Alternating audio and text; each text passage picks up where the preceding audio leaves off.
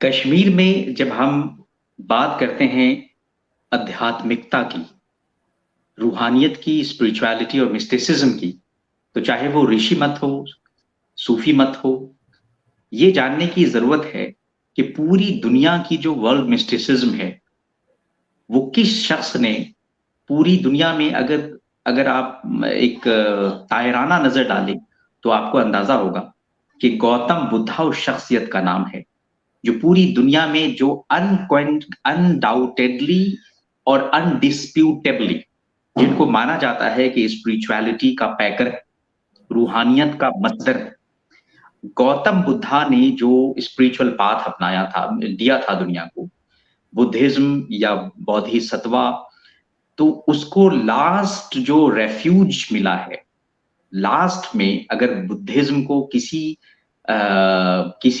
इलाके ने, दुनिया के किसी खित्ते ने प्रोटेक्शन दिया है, तो उस खित्ते का नाम खित्ता कश्मीर है, जन्नत कश्मीर है।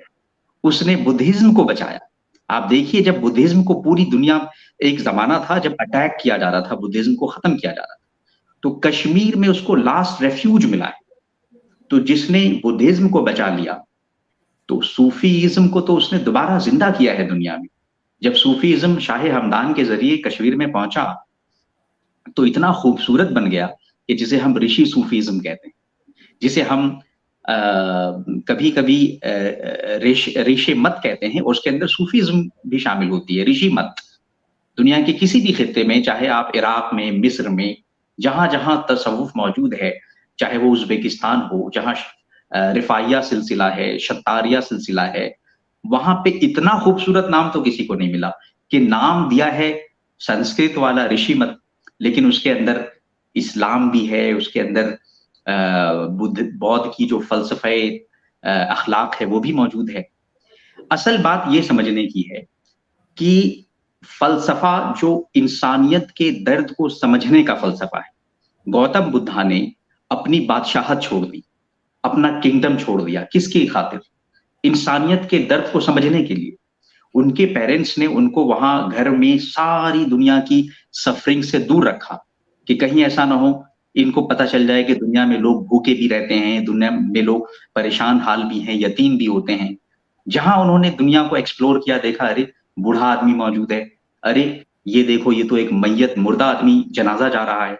उनको लगा दुनिया में बहुत दर्द है, क्यों ना इस दर्द का दरमा तलाश किया जाए।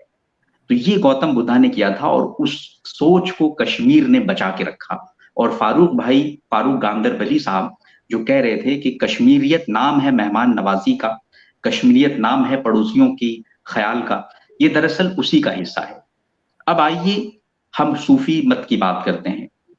कश्मीरियों ने जो इस्लाम को समझा, वो चूंकि वो पहले से ही बुद्ध मत से, शिव मत से सीखे हुए, ट्रेन हुए हुए, एजुकेटेड लोग, सिविलाइज लोग थे, तो उन्होंने जब इस्लाम को समझा तो वो अपनी ऐनक से देखा।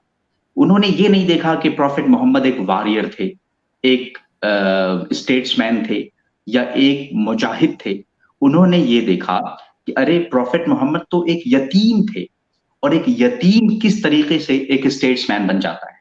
ये सोचने की बात है कि जो पैदा हुए एज एन ऑफन, या he became an often in childhood और बन गए स्टेट्समैन।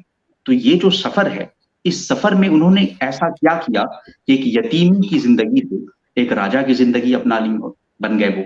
इसलिए कि इसमें उन्होंने भी बचपन से ही इंसानियत के दर्द को समझने की कोशिश की। मैं एक वाकया बता के अपनी बात खत्म करना चाहूंगा, और वो ये है कि बचपने में रसूलुल्लाह सल्लल्लाहु अलैहि वसल्लम ने उनको गाय को प्रोटेक्ट करने का बड़ा शौक था। ये बात बहुत कम मुसलमान बताते हैं और कम मौलवी हजरात बताते हैं। नौजुबिल्ला, लोग आजकल तो पता नहीं क्या से क्या कहते हैं। कुछ मौलवियों ने यहां तक लिख दिया कि हिंदुस्तान में गौ कशी को प्रमोट इसलिए करना चाहिए ताकि कुफ्र की तजलील हो सके। तो ये जो भयानक बातें हैं, ये सब प्रॉफिट मोहम्मद की असल टीचिंग से डेविएशन का नतीजा है। उनकी क्या टीचिंग थी? बचपन में आप गाय और बकरी बहुत चराया करते थे, and he was a cow heard. उनको बहुत पसंद था काउज एंड कैटल्स को प्रोटेक्ट करना। तो जब वो गाय चरा रहे थे, तो एक कोई साहब, कोई कोई दूसरा चरवाहा आया और उसने कहा, ए मोहम्मद, तुम अपनी गाय मुझे दे दो और तुम कहीं जाओ, थोड़ा सा टाइम स्पेंड करके आओ, और मैं तुम्हारी गाय को जब तक देख लेता हूं। जवाब में यंग प्रॉफिट मोहम्मद सेज, नहीं नहीं, तुम मुझे अपनी गाय दे दो, मैं अपनी भी गाय की रखवाली करूंगा, तुम्हारी भी गाय की रखवाली करूंगा, और तुम आराम करके चले आओ। ये था वो केयर और कंपैशन फॉर द क्रिएशंस जो प्रॉफिट मोहम्मद की टीचिंग से कश्मीरियों ने समझा। और एक जमाने तक कश्मीर में नॉनवेज लोग नहीं खाते थे, इसलिए क्योंकि उन्होंने ये समझा कि हमारे ब्राह्मण दोस्त नाराज ना हो जाएं, क्योंकि उनके मजहबी जज्बात का ख्याल रखा जाता है। तो अगर किसी सरजमीन में ये हुआ कि मुसलमानों ने अपने ब्राह्मण दोस्तों के लिए, पंडितों के लिए, कश्मीरी पंडितों के लिए गोश्त छोड़ दिया, नॉनवेज छोड़ दिया, तो वो नाम कश्मीरी सूफीज्म का है। अच्छा, खुद कश्मीरी सूफीज्म ने पूरे इंडिया की सूफीज्म को इंस्पायर किया।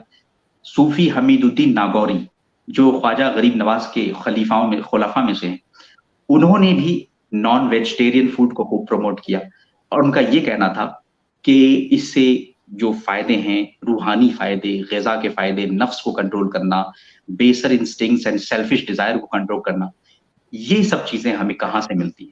ये मिलती है जब सूफीज्म और ऋषिज्म मिल गए, तो इतनी बेहतरीन तालीम हिंदुस्तान की मोहब्बत और हिंदुस्तान की हिंदुस्तानियत में रूह की तरह घर कर गई।